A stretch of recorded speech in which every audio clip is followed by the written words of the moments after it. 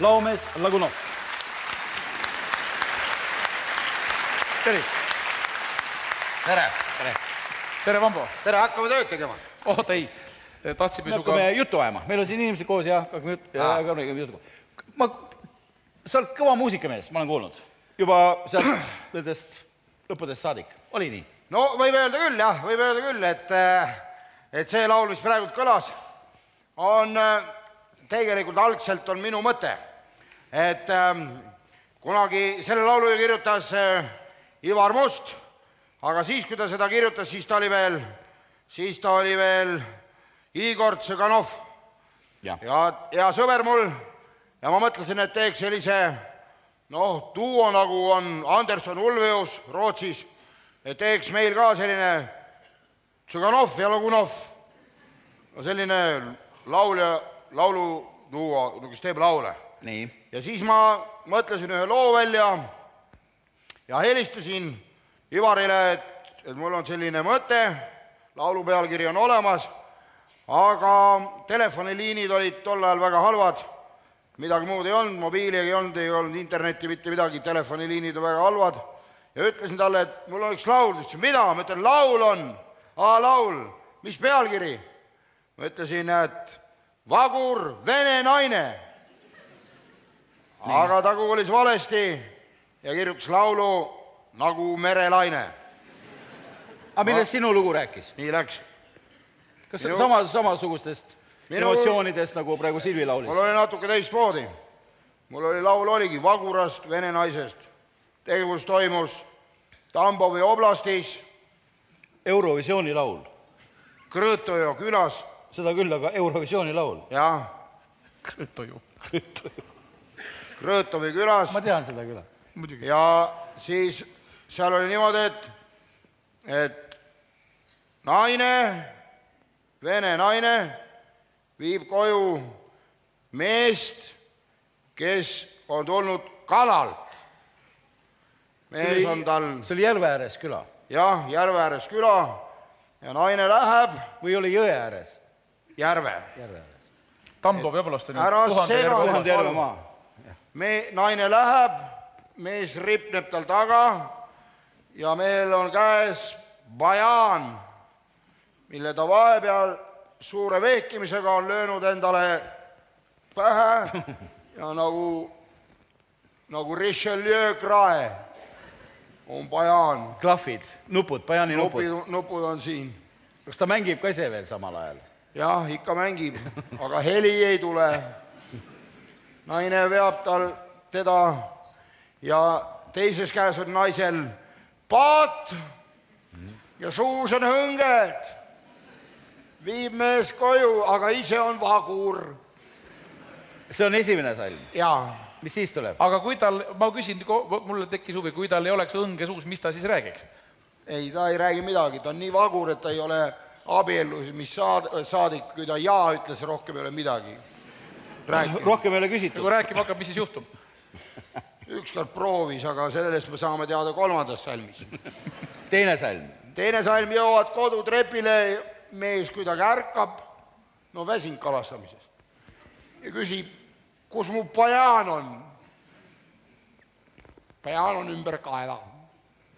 Naine ütleb, et pajaan on sul ümber kaela. See oli saatuslik viga vagurale vene naisele. Varsti on pajaan naise ümber kaela. Hetke pärast. Hetke pärast. Siis tuleb kolmas salm, mille ma omaette nimetasin ümber, ingliskeelne tekst tuleb ka. Blue, blue eyes. Ja siis ma teen väikse sellise bluesi elemendid on sisse. Blue eyes, blue, blue eyes. Väga hea, aitäh. Pajaan kaelas ja blue eyes. Ei mees. Vagur vene naine. Ja siis tuleb neljas salm. Neljas salm ka. Kui pikk lugu see oli? See oli kuskil pool tundi. Ja siis neljas salm on selline, kus on pulmad. Abielluvad uuesti? Ei. Neil on õues kassid ja kuna märts on väljas, siis on kassipulmad. see on lõbusam osa.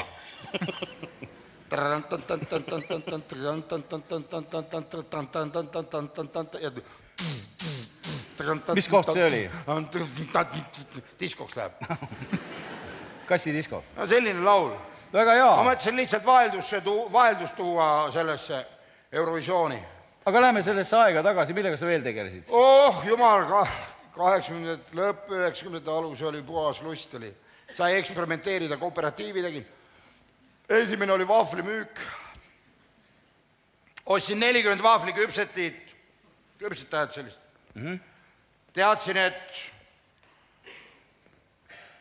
haukalaat toimub. Rahvas nõuab vaaflit. No ma olin ühel kontserdil ennem. Rahvas on alati nõudnud. Ei, see oli see aeg, ma olin ühel kontserdil, kus olid need isamaalised laulud ja kõik, mis oli see, et rahvas enam ei tahtnud nii väga laulda, siis lihtsalt ka vaaflit. Nii. No ja siis teen 40 tükki Tallinnas, ma tegin kõik juba segu, tegin valmis. Millest? Segu. No, vaaflisegu. Taigen. No nii öelda, taigen või segu, mis vahet seal on. Nii. Vesi ja jahu ja vahtu. Ämbrisse ja bussijaama. Vahvli küpsetad ümber krae. Kulp oli siin. Nagu päikserillid praegu. Mul lippus kulp. Jõudsin kohale, haukalaadale, laotasin kõik vahvliküpsetad laiali. Panen stepslisse, kontrollin ära. Kõik on kuum, kõik on parajal. Nii, ja hakkasin panema niimoodi. Võtsin lärts peale kinni. Kõik käisid kinni küpses. 40 juurde sain. Tunnen kärsa haisu. Kurramus, esimene kärssab, ma ju margariini ei pannud kokkuhoiu mõttes. Vaata, kärssabki, teine kärssab, kolmas, neljas kärssab. Siis tuli mõttele, et 40 see viimane, see ei saa veel ju kärsata, hakkasin jooksma, kukkusin pikali, kõik olid maas, kõik. Sipelgatele. Aga laulurahvas, mis nemad tegid? Pika mokaga. Aga mis laulu nad siis laulsid? Ai viderid vill. Järgmine business. Edasi. No siis oli nukker. Oma jonni jätnud Eesti mees. Jannakas olen ma. Kurraadi jannakas.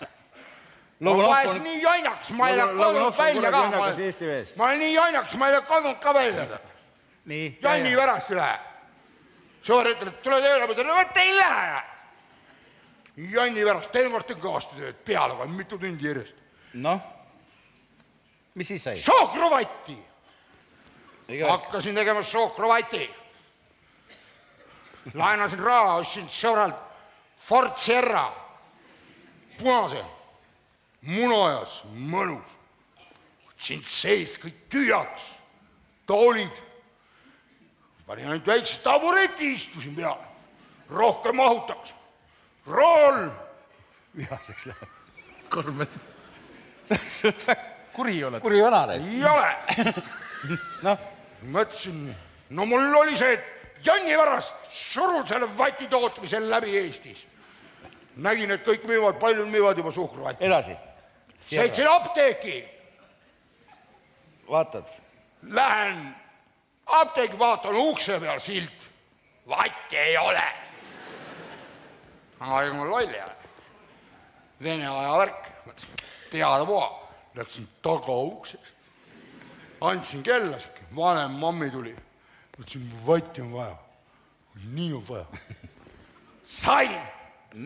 Kogu vatti toppisin sisse masinasse. Sierrasse. Sierrasse pani tagant luugi kinni, lukku ka, et keegi ära ei varastaks. Sõitsin koju. See on jube nagu pead. Luku tegin lahti. Tegin luku lahti.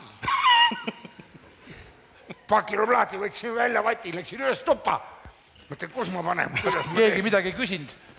Keegi midagi ei küsinud, naabrid. Ei, naaber tuli vastu, tere.